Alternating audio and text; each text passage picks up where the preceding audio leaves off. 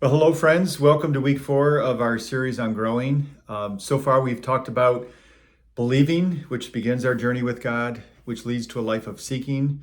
And in that seeking, we come to know Him. And out of knowing, now we'll discover today that love grows. I want to begin with a question. Do you believe in love at first sight? Because I don't. I believe in attraction at first sight. I believe in interest, intrigue, curiosity at first sight. But for love to actually take root, there has to be more than just that first encounter.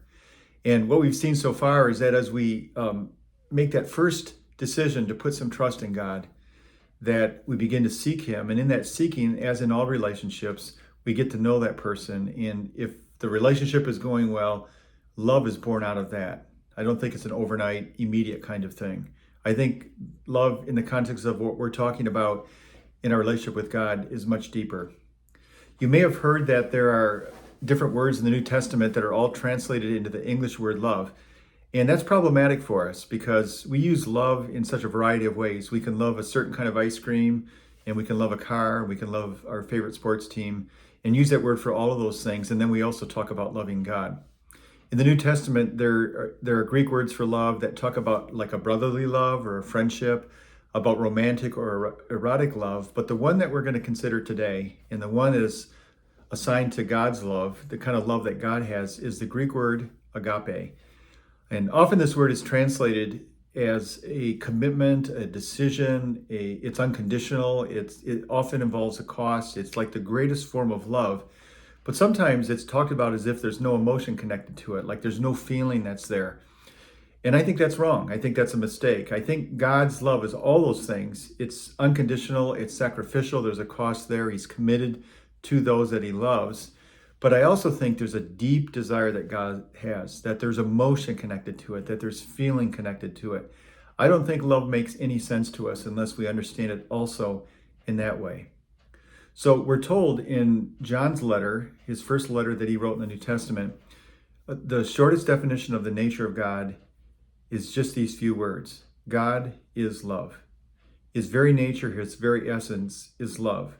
It's not that He's loving or that He loves you. It's not that there's a verse that declares that God loves people. This is declaring that God in His very nature, who He is love. And it's this agape kind of love.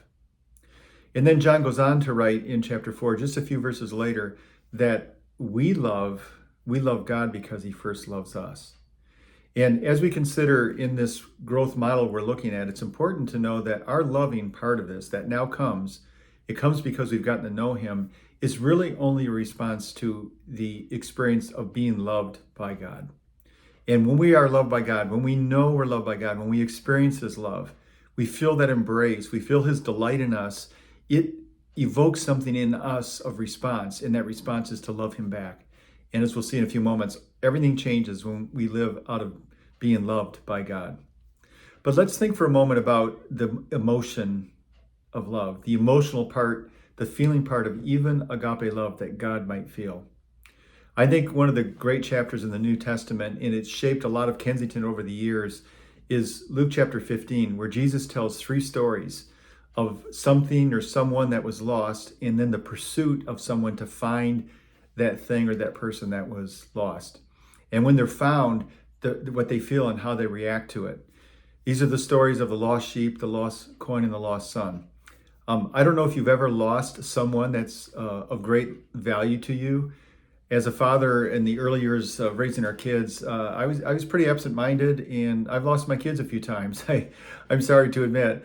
One time in particular stands out where my wife and I and our family we were traveling, and we were in another city out of state. In the evening, we did some shopping, and we ended up in a Walmart. And our kids were fairly young at that time. I think our youngest, Caleb, who's the point of the story, was maybe 5 or 6 years old. And he was a little bit of a prankster and loved to tease and, get in kind of innocent trouble every now and then. So my wife was going to go to the back of the store, and she asked me to keep my eye on the kids, which I didn't do a very good job of. And a few minutes later, I looked, and I counted them, and there were 2, but my youngest, Caleb, was gone.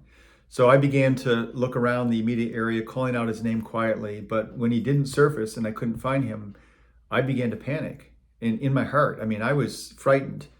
And the reason I was frightened is because I love my son. And where is he? Something could have happened to him. And so I began to search around the immediate area, and then I began to expand the search, and I began to yell louder and louder his name. And then I got employees involved in calling his name and looking for Caleb. And, my worst fears in my mind were that he was gone. Someone grabbed him, took him out of the store, and I would never see him again. I even went out the front doors. I ran around the parking lot in the cold. It was nighttime. It was dark. Just a sense of dread and fear because I was afraid that he would never be found. And worst case scenarios were going through my mind.